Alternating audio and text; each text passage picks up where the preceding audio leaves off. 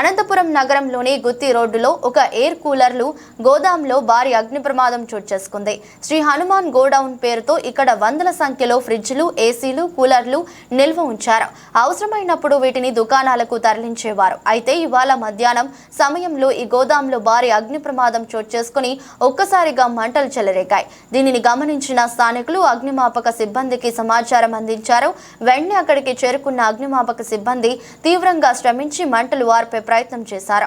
జిల్లా అగ్నిమాపక శాఖ అధికారి శ్రీనివాస్ రెడ్డి స్వయంగా వీటిని పర్యవేక్షించారు.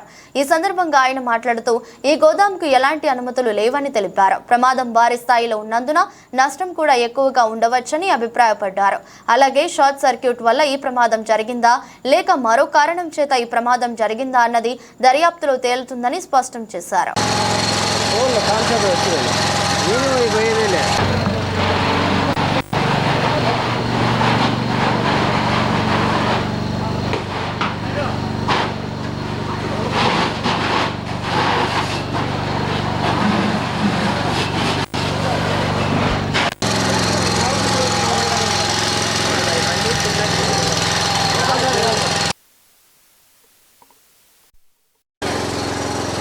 ఈ అనంతపురం టౌన్ నందు దాదాపుగా 11:30 గంటల ప్రాంతంలో ఒక ఫైర్ యాక్సిడెంట్ అయింది గుత్తి రోడ్లో ఒక గోడౌన్లో అని చెప్పి అనంతపురం ఫైర్ స్టేషన్కి మెసేజ్ రావడం జరిగింది.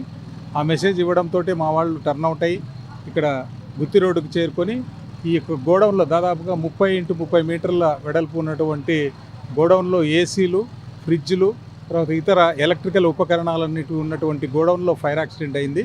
సో ఈ ఫైర్కి చుట్టూతా సరిగైన రోడ్డు కూడా లేకపోవడం వల్ల ఇక్కడ యాక్సెస్ కూడా చాలా ఇబ్బందిగానే ఉంది. నీళ్ళ ఫెసిలిటీ కూడా ఇక్కడ లేదు. దీనికి ఫైర్కి సంబంధించిన ఎటువంటి అనుమతి కూడా వీళ్ళు తీసుకోలేదు. మా ఫైర్ ఇంజన్లు 2 ఫైర్ ఇంజన్లతోటి ఫైర్ ఆర్పడం మీరు గమనిస్తున్నారు. అదేవిధంగా మున్సిపల్ కార్పొరేషన్ వాళ్ళ సహకారంతో వాళ్ళ ట్యాంకర్లు పిలిపించుకొని మా యొక్క పోర్టబుల్ పంప్స్ని కూడా ఫిట్ చేసుకొని ఫైర్ ఫైటింగ్ చేయడం జరుగుతుంది. నష్టం మేబీ లక్షల పైనే ఉంటుంది, కొన్ని ఎక్కువ లక్షల్లోనే ఉండే అవకాశం ఉంది. ఇంకా దర్యాప్తు చేస్తున్నాం.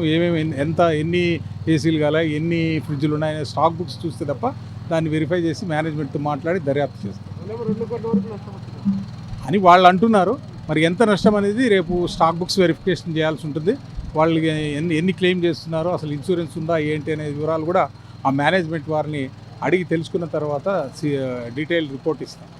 డేలో జరిగింది కాబట్టి ఎలా జరిగి ఉంటుందనే దాని మీద చూడాలి. ఎలక్ట్రికల్ దీనికి కనెక్షన్ ఉందా, ఉంటే షార్ట్ సర్క్యూట్ అయితే ఫ్యూజ్ ఏమన్నా బర్న్ అయిందా ఏందనేది కూడా షార్ట్ సర్క్యూట్ అయిందా అనేది దర్యాప్తు చేస్తాం.